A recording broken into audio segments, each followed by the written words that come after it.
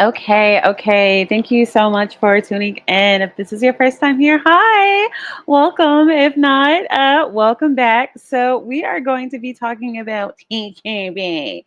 So, Teacher Bay has gone pretty viral, and there are so many response videos to her. You guys, some part of me has felt bad for her because I know initially I was like, y'all are hating on this girl. That was my initial thought. I've been there before. That's what I thought was going on. But as I looked into the situation, shame on her. And some part of me does not want to. And I know we're looking at a lot of very suggestive teacher photos right now, but this is Teacher Bay. This is Teacher Bay. This is Teacher Bay. We're not And calling women pedophiles enough. Like these teachers whoa, who are that's going to right school out and the. body That's right out the. So on the first 5 minutes of a YouTube video, you want to be very careful not to say words like PDF file because they can attracted be to children demonetized is a or thing that pedophiles whatever. do. Um, Like nobody wants to be attracted to children. We're not calling. so I'm gonna put that on mute. I'm gonna let that video play again. This is the woman, and I guess she has a whole nother page because some people there was a debate about she can't help it. She's curvy. She does have augmentations, allegedly on the top and the bottom. People have confirmed the bottom augmentation, but the top. I'm a busty woman myself. I'm a size H, so I felt some kind of trepidation. Like people are calling her R. Shelley, very much to be confused with R. Kelly. Let me get out of this video so you can see another one of her uploads. She has another page or something called Peachy something.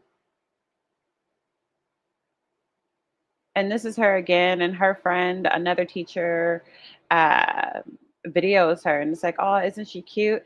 Now, when I look at these shoes, yes, they're adorable, but as a school teacher, when you're running up and down the hallways, when you are stopping kids from running in the hall, when you are back and forth, to your car with supplies, carrying things, flats and tennis shoes, flats and sneakers, and maybe an autumn boot with a really strong, thick heel.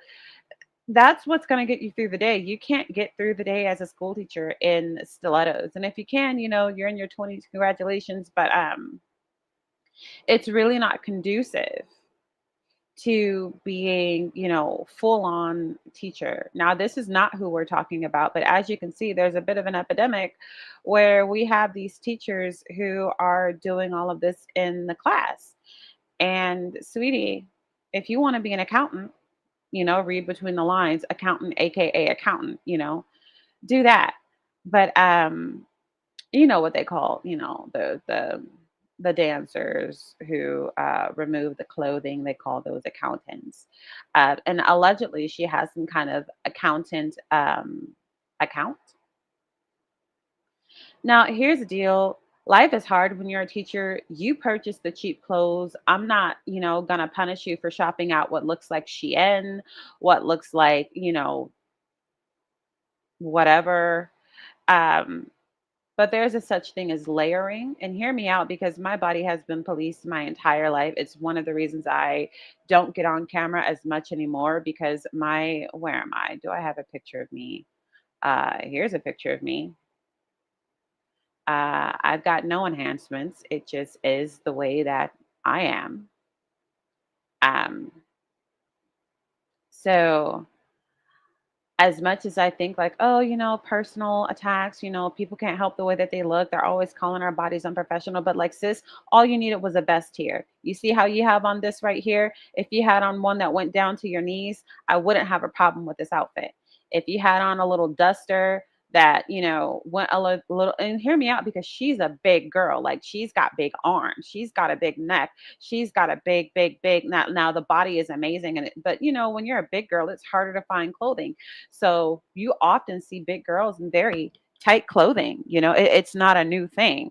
But whereas Teacher Bay was obviously, she was a thin woman before these enhancements. And, you know, I remember being in middle school and because she has on the short skirt that is like, remember in middle school when they would make you put your hands to your sides and if your fingertips were beyond your shorts, They would make you put on your sweats. They would make you like suit up for gym. They'd make you go get your sweats out of your locker, out of your backpack, and you would have to put that on because it's not appropriate. And my thing is, if the children are going to be dress coded, the teacher should always be dress coded.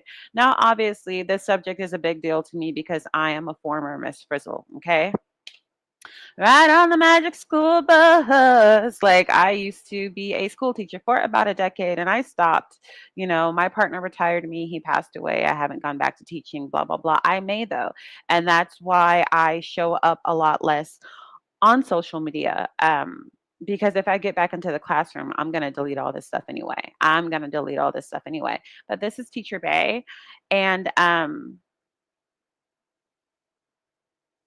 I think this is, let me see how many minutes I am into the video so I can say the things that are touchy to say.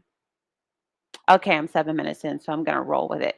I think this is sexual abuse via neglect. So there are different types of sexual abuse um, of children, and one of them is via neglect. Like, let's say you're listening to some, like, hardcore Lil Kim, some freaky deaky R. Kelly songs, and you've got your kids in the car.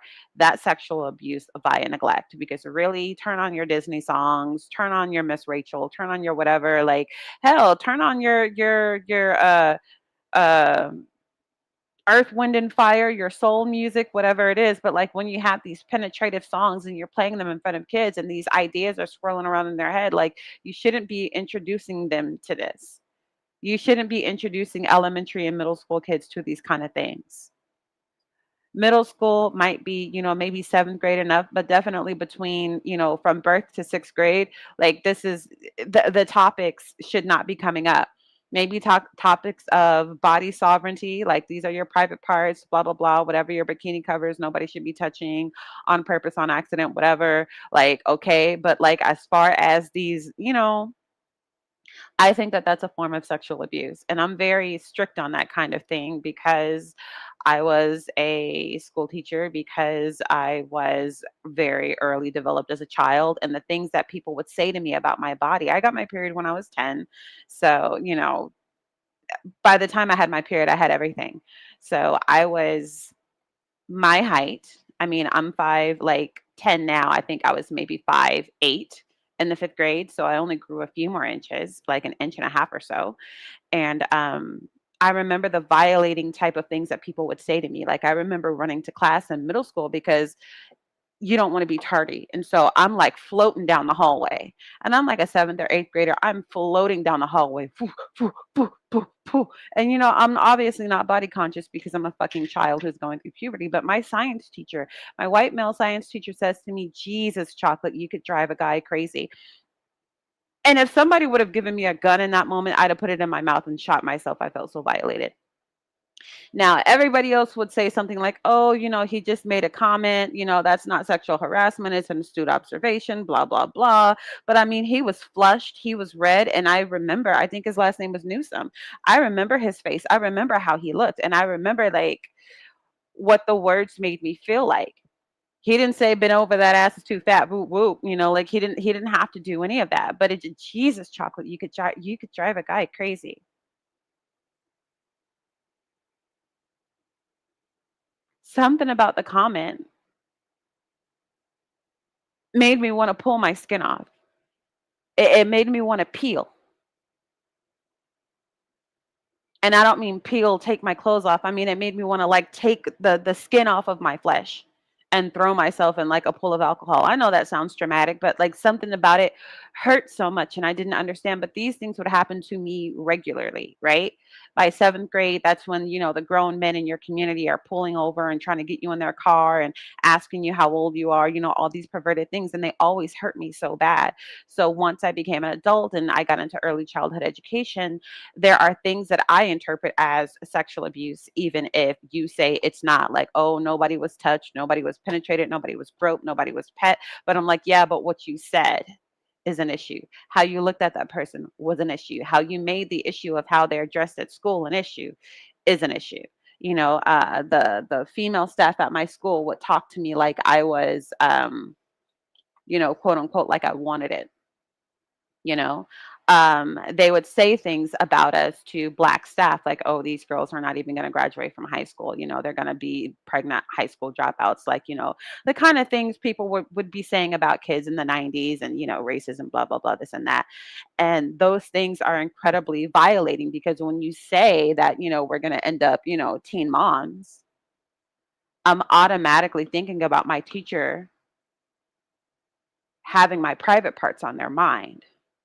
If you say I'm going to end up pregnant, I'm thinking about my teacher thinking about me having coitus because that's what it is. You got to do the deed in order to, get knocked up.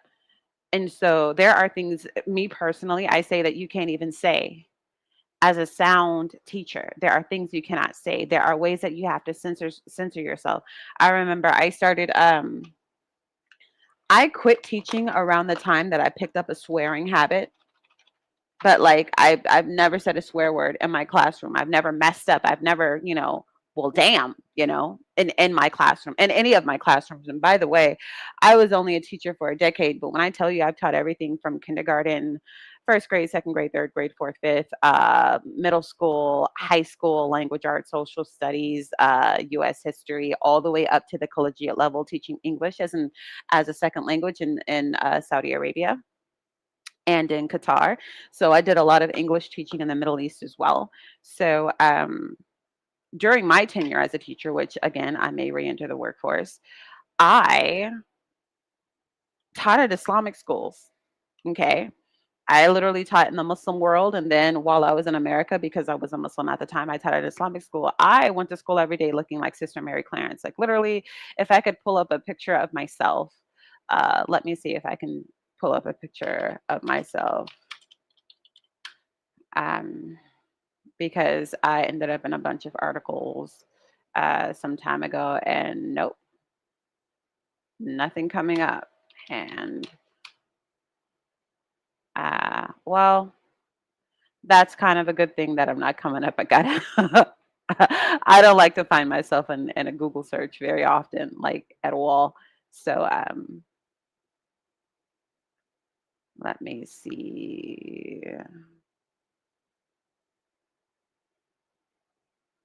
Nope, nothing is coming up that I want to come up.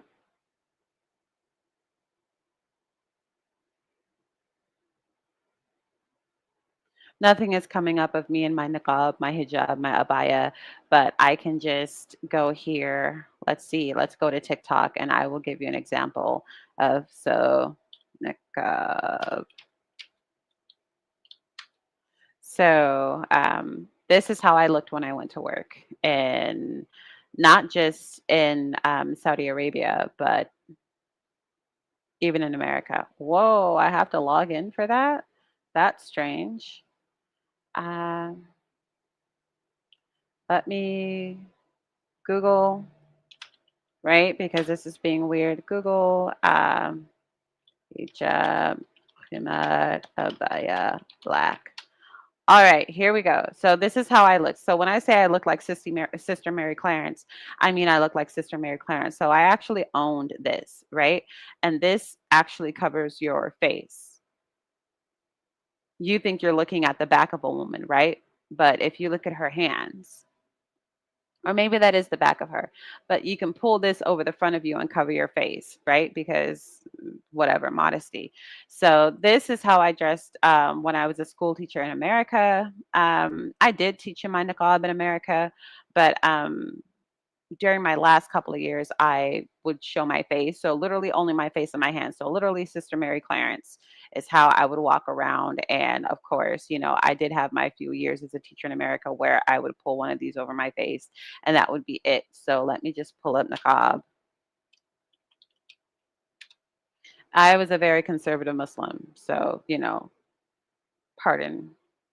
But this is, oh, I clicked out. Not a niqab on Shein. Wait a minute. But this is how I dress all throughout my 20s. So when my body was bodying the absolute most, and let me make sure you can see what I'm looking at. When my body was bodying the absolute most, this is how I dress. Now, even in my 30s, when I got on to YouTube, people were going ape over my body. I was being picked on. I was being isolated by other women. I was being accused of being some kind of, whore or whatever for any amount of sexual expression, however minute, whatever, thirst trap, filter bay, like all these different things that I would be called because people were so alarmed and so moved by my physical appearance. So that being said, I understood Teacher Bay as a victim because I had been victimized for the same thing. Like I can't help how I look. Like obviously, one of my favorite cartoon characteresses is Jessica Rabbit, and it's you would think it's because of how she looked, and sure, there's a similarity there between myself and Jessica Rabbit, but it's when she says in the movie, Dick Tracy, Roger Rabbit, whatever, she says, "I'm not bad. I'm just drawn this way." So people will assume things about your character. It's like, I'm not bad. I just look like this. I'm not bad. I'm just drawn this way. Like I didn't choose this. I grew like this. There's nothing I can do about this. This would be a normal whatever shirt on somebody else. It just looks like this on me because that is a size H bust. There's not that is a 38H. I grew it. I didn't buy it. I didn't say, hey, I'm gonna do this and I'm gonna make myself look. I didn't do that. It just happened. And it's crazy that people online would go so crazy over my bosoms because in real life, right? Because I don't get on the internet and stand up, right? I don't get up here. I mean, I used to, but I don't get up here and turn around. But the waist to hip to thigh to whatever ratio, most of the harassment in my life has been about the lower half of my body, right? It's been about yams. It's been about the cheekage. It's been double cheeked up. And just the things that somebody can say to you can be incredibly violating. And that's honestly how I ended up taking so well to dressing like these kinds of women, wearing that niqab, wearing that abaya, wearing that hijab. I took so well to it because I was being harassed and assaulted and belittled and obsessed over because of my body, hated on, isolated, bullied because of my body. But when I'm looking at this Teacher Bay, I'm like, baby, you're doing it to yourself. Because even now, if I went back to the workforce, I would be dressing like Miss Frizzle. So while I was teaching, this is what I look like. This is what I look like. This is what I wore to school. Now, I didn't teach in a public school, but I had other Muslim friends who taught in public schools, and they would just, uncover their face and wear the rest, wear this. We would all be just face and hands and loose garments. But TikTok, Teacher Day controversy. Um, why won't you just give me Teacher Bay? Shame on her. And I would like to echo some of the sentiments of other people. Now, there is a girl who was being called Teacher Bay. The poor thing, she's like, I'm not Teacher Bay. I don't even look like that girl. You're a black girl with a bust down, and everybody thinks you're the same girl. Two dark skinned black girls with a bust down about the same height. And she's like, I am not Teacher Bay. I do not dress like that at school. What are you talking about? But even something like this, like, what are you doing at school in this? Like, unless this is a sport and there are shorts up under there, what are you doing? Because as a teacher, when I tell you you have to squat, when I tell you you have to jump, when I tell you you have to run, walk fast, when I tell you there are liquids, there are things where you get wet, things spill on you, food, kids breaking up, fights or like it, that is so much. That is not enough to be wearing. How are you even moving in that? How are you even moving? How are you even protecting your students? And my thing is all of this, I'm just like you could it's the body language and the self-carriage that lets you know like she wants this attention. Now at first I was trying to give her the benefit of the doubt and I was just like, maybe she wants attention from the parents. Some of these dads, being a doting father is very attractive. Like maybe there's somebody's dad she has a crush on, which would be inappropriate anyway. And I thought to myself, maybe, uh I don't know what you guys know about school culture. I don't know what you guys know about the work culture, but like teachers get around, okay? Teachers, I mean, the whole school done slept with one another, okay? It's a mess. It's a mess. And obviously at my schools, I could say because it was an Islamic school, that kind of thing didn't happen too much. But I'm telling you, like men who would teach at the school would meet their wives at the school. Like Mr. So and so married Miss so and so, you know? But in a public school setting, it's like, I mean, take one down, pass it around, 99 bottles of beer on the wall. Um, and I thought maybe that was it, but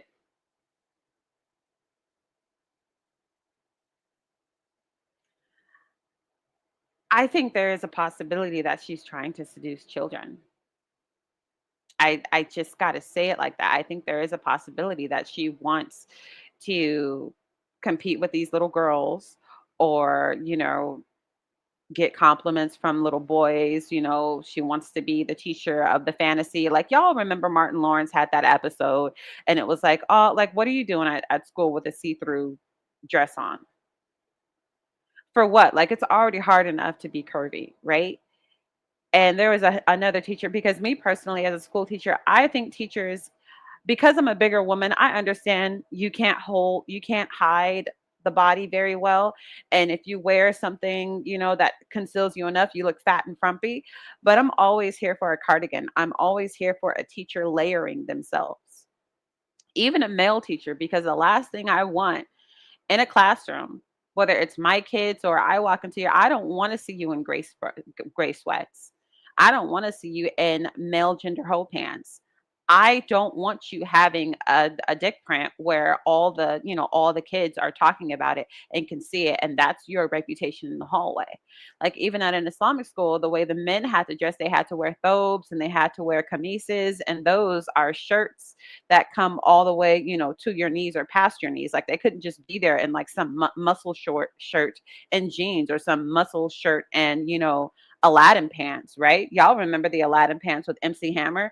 I mean, literally, he would dance and like pop that thing, and it pop, pop, pop, pop, pop that thing, and that thing would be, banging all up and down and all over your screen. It's like, nah, like, wear something over that. Like, your private part should not be apparent. It should not be apparent at school. And I also, part of the reason I felt the need to speak to this is because I lived in Seward Park, Seattle. That's a Jewish neighborhood. I literally lived on the same block as Ezra Bezereth. That is a synagogue there in Seward Park, Seattle. And in my neighborhood of Seward Park lived Mary Kay Letourneau. And if you know anything about Mary Kay Letourneau, you know that she was a middle school teacher who took advantage of that seventh grade Samoan boy and had a baby with him. And they were together for maybe 20 years. And then he like realized, like, oh my God, like, this is so uncomfortable. I was groomed. Like, people don't think that boys can be abused. Like even, one of my uncles said that to me about, the Samoan boy. He's like, nah, did you see Mary Kay Letourneau? She was hot. That boy knew what he wanted, blah, blah, blah. And I'm just like, no seventh grade boy knows what he wants. He's like, well, I'm a man and I'm a this and I'm that. And I'm like, nah, that boy was violated. That boy was violated. And we have trouble. Like, we're so, because the sexual act and the way that it works, we're so much more conscious of girls being taken advantage of, because men, obviously, something anatomically has to happen in order for you to in order for that to penetrate anything, something has to happen with them. And so we put so much of the fault on them. But it's like,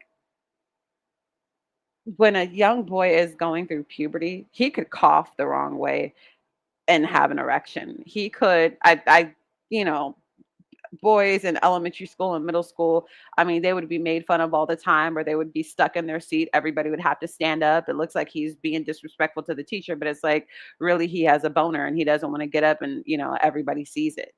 Right. So these things start happening anatomically, and a lot of the young boys can't control it, is what I'm trying to say. Like, that thing just pops up wherever, especially in middle school. And I'm just like, because of this, in addition to youth, in addition to childhood, these women can absolutely be sexually abusing your kids.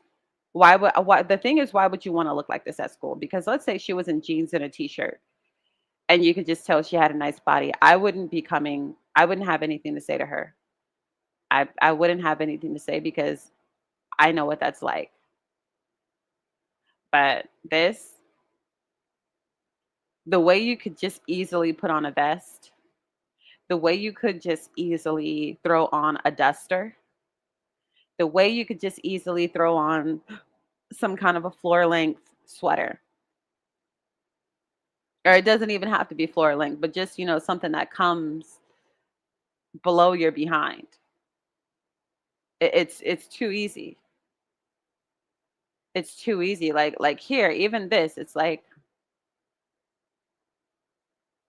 I still think that this is too short, but the point is, you see how she's got on that butt cape? That's what some teachers call it. You see again, she has on that duster. You see again, she knows her dress is tight and she has on that duster. She's beating the allegations. She's going to beat the allegations. The other lady is not beating the allegations. Like you see how she knows she has that body and she brings that duster every fucking time. That's what you do when you're a responsible teacher. That's what you do. You break out that cardigan, girl. You know you have that body, you know you have that dump truck, and you break out that butt cape. You break out that cardigan and you wear it. So I wouldn't put that on her. I would just be like, she's a black woman in academia and like bam, right? Bam. She covered that thing right on up. So for the other